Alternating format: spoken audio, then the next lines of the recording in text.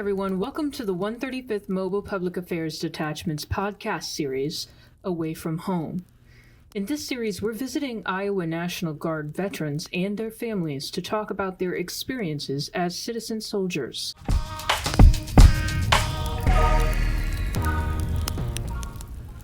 I'm Sam Percock with the 135th Mobile Public Affairs Detachment.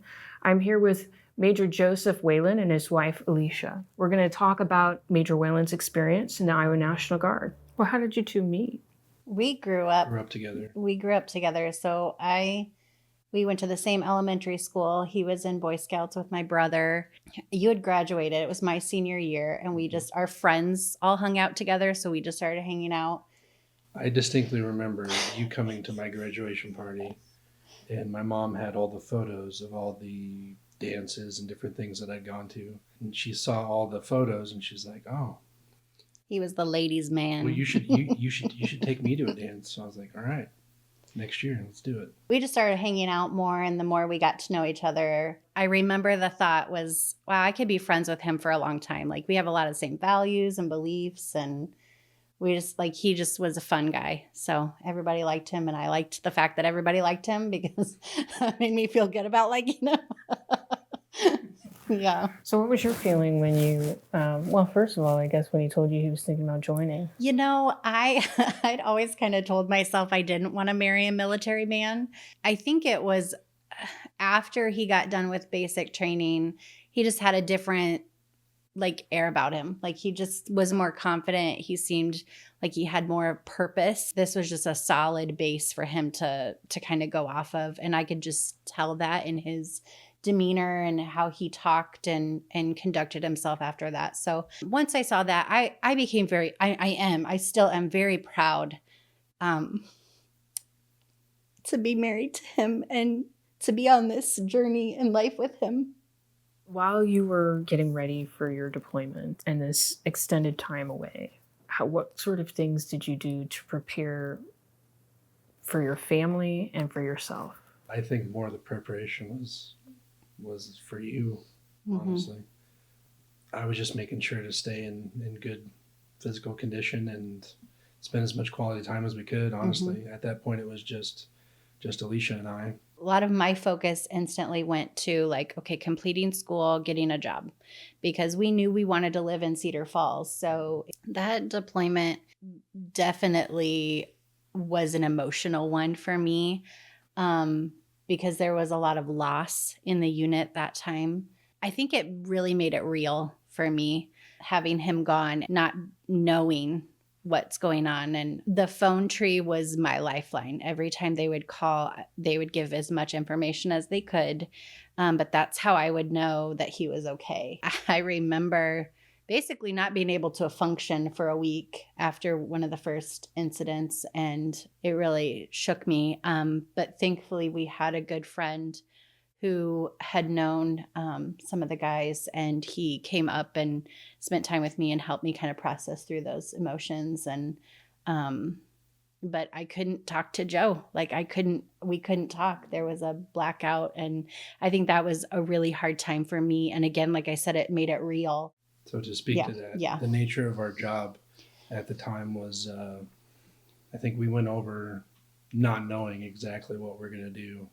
They knew we were engineers. They knew that what the engineer mission is, mobility, counter mobility, and survivability. But what does that equate to in Iraq? So it meant improving our position with our engineer equipment. And then it turned into, all right, we're going to do this new thing called route clearance. At the time, IEDs were a new thing. So we kind of wrote the book on where to look, how to find them, how to find them before they found us. We got really good at it. At one point, I want to say, I forget who, but one of the battle captains, he was the brains behind the algorithm. We actually turned it around to where we were finding more than were finding us. So we got really successful at it. We did, I think it was the end of February of 2005 when we lost our first couple of friends. We were actually relocating from Najaf, Iraq, up to Ramadi, Iraq, where we would be for the rest of our time. and they were doing a convoy, and then it hit Humvee, and we lost a couple there. Lieutenant Brian Geenow was in charge of the 2nd Platoon. Both Brian and I went to First Baptist Church of Cedar Falls. He was a very personal guy. He was an officer that called you by your first name. That is one thing that really hit me pretty hard. Both him and then Garceau, they were in the same vehicle that got hit on that initial convoy when we were moving bases. Obviously, we were blacked out at the time, the communications blackout, so I couldn't. My normal support network was just who I had around me versus sharing with Alicia. But I remember what it was like the first time he called me after everything had happened, all the incidents had happened. And I mean, I was bawling. We personally knew these people, and it just, again, like I said, it just rocked my world. But again, knowing that he was safe, I think that was the biggest relief. What was the impact on your unit and the people that you were with at that time? Do you think that you got closer, or there was anything that came out from that? Oh, yeah. I can't speak personally for 2nd Platoon, but just having lost their lieutenant and lost a couple guys, they were a lot closer, that group. And there were several others throughout the year.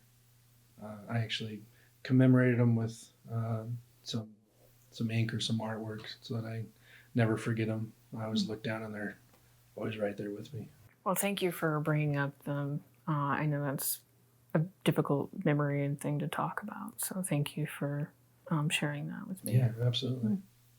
I try and tell the story as often as possible, and I don't do it justice in the least, though. And we made it part of our family. Every year we attempt to go to the Iowa Remembrance Run up in Des Moines, and we remember them.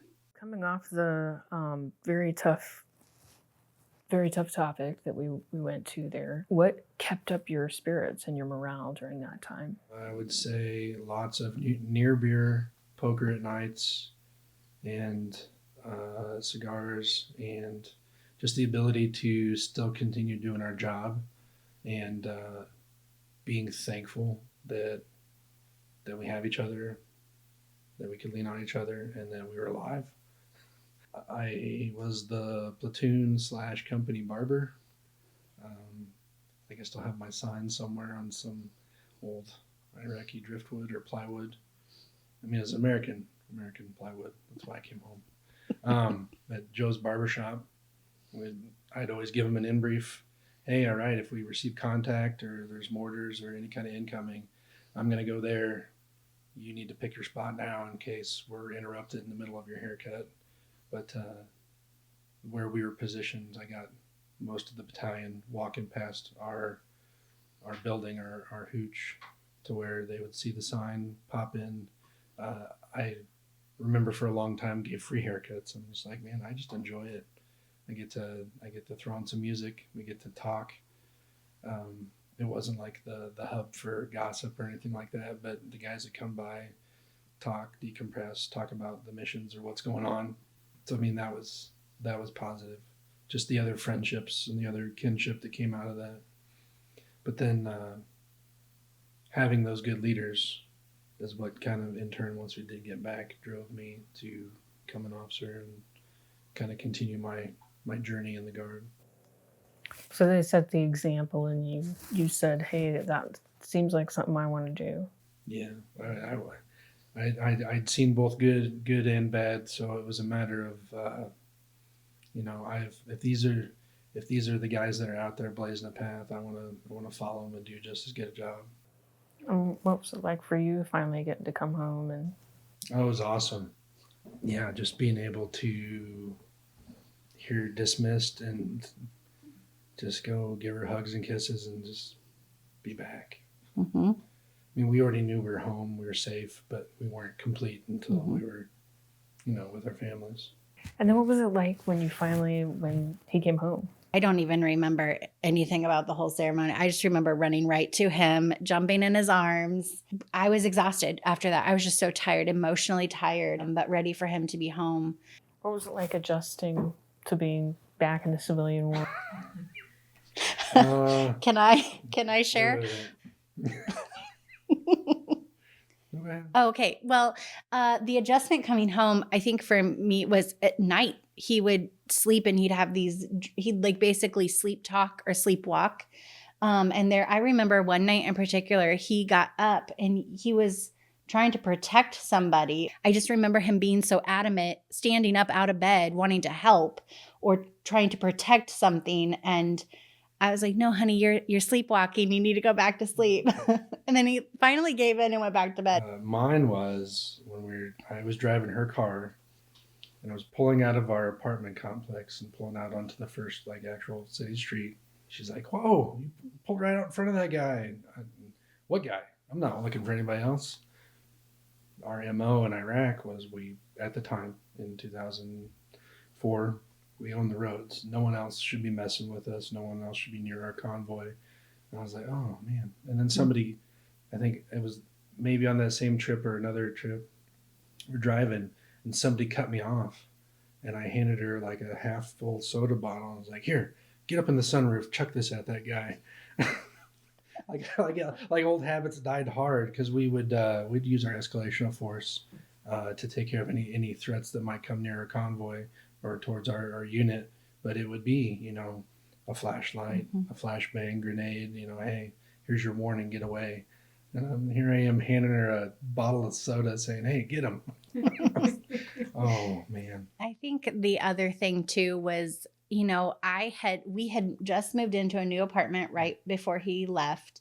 And so I had all this time to kind of acclimate into our home, make things the way I wanted them, have everything set up the way I wanted it, where I thought it needed to go.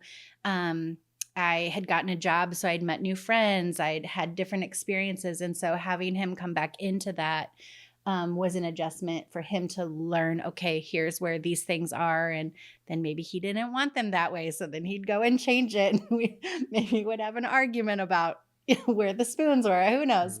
But that acclimation back into just a normal life, I think, was a little rough for a while.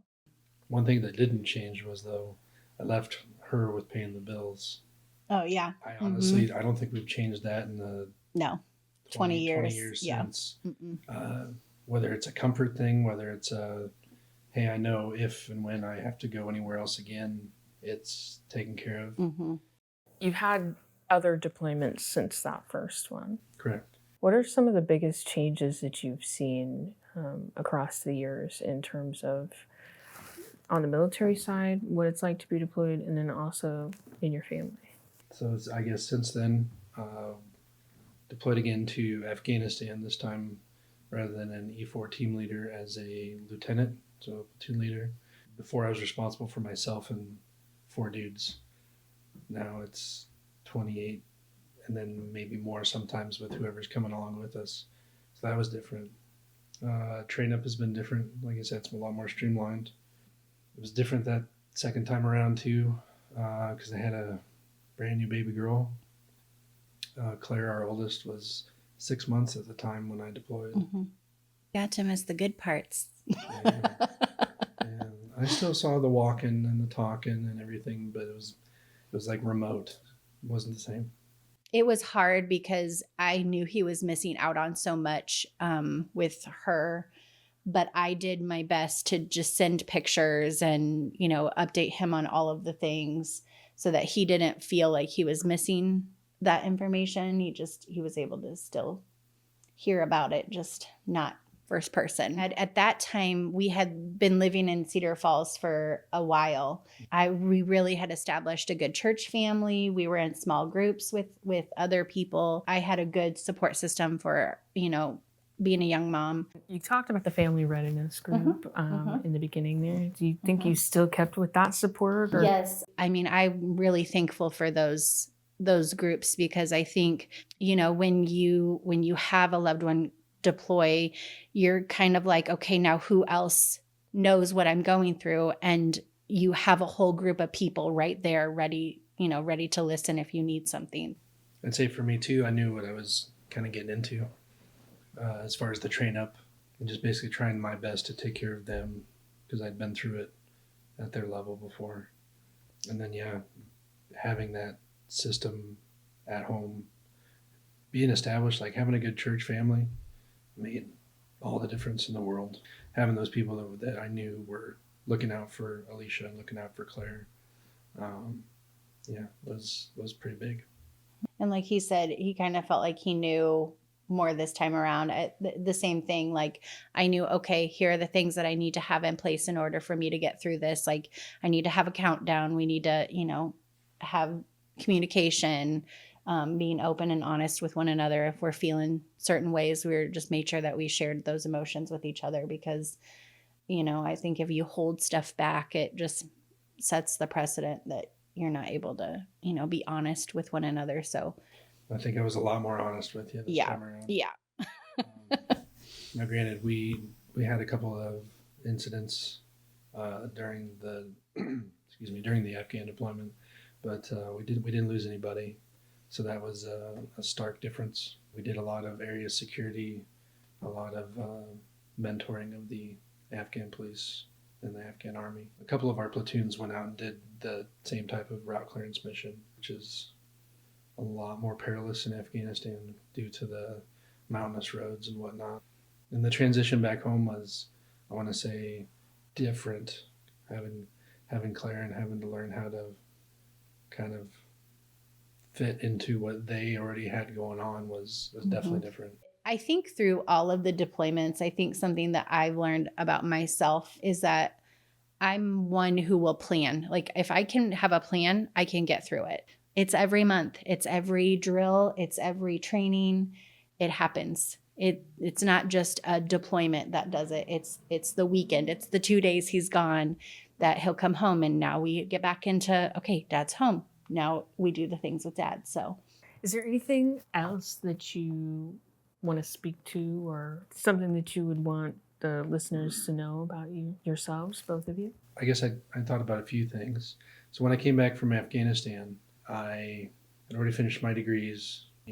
What's next? I really wanted to do something. So a lot of times when you go to war or you go to combat, you always have that kind of, you want to find that rush again. Just it's anxious at the time, but then when you come back, you're like, oh, I need to fill that void. So to do that in a healthy way, I didn't buy a motorcycle. I didn't do anything that was crazy.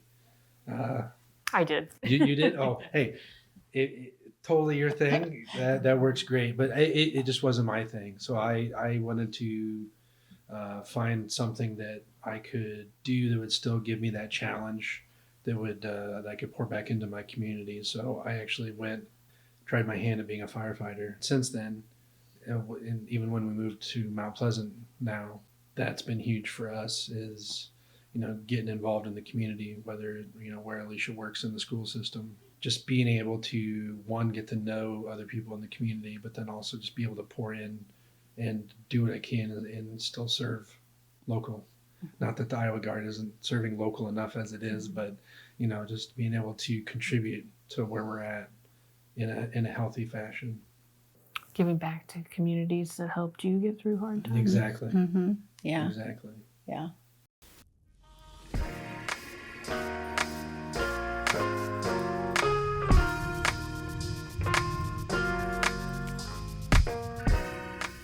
Thank you for listening to the 135th MPAD's podcast series, Away from Home. If you enjoyed hearing this story, make sure to check out more of our content on Facebook and Instagram.